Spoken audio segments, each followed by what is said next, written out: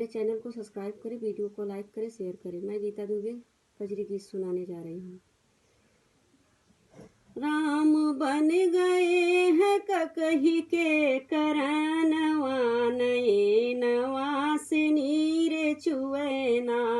राम बन गए हैं ककही के करनवा, नए नवासिनी रे चुएना। सीतारों बिल खाई मांगे ससुर से विदाई, सीतारों बिल खाई मांगे ससुर से विदाई। ससुर हम जाबै राम के गुहानवा, नए नवासिनी रे चुएना। ससुर हम जाबै राम के गुहानवा, नए नवासिनी रे चुएना। राम बन गए हैं ककही के करनवा, नए नवासिनी रे चुएना।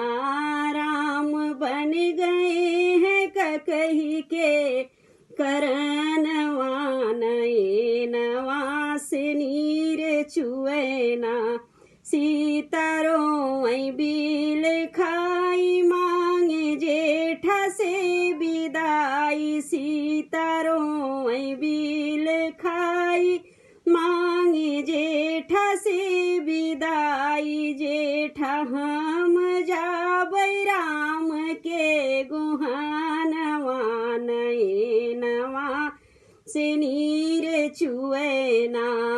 राम बन गए हैं ककही के करनवा, नए नवासिनी रे चुएना। राम बन गए हैं ककही के करनवा, नए नवासिनी रे चुएना।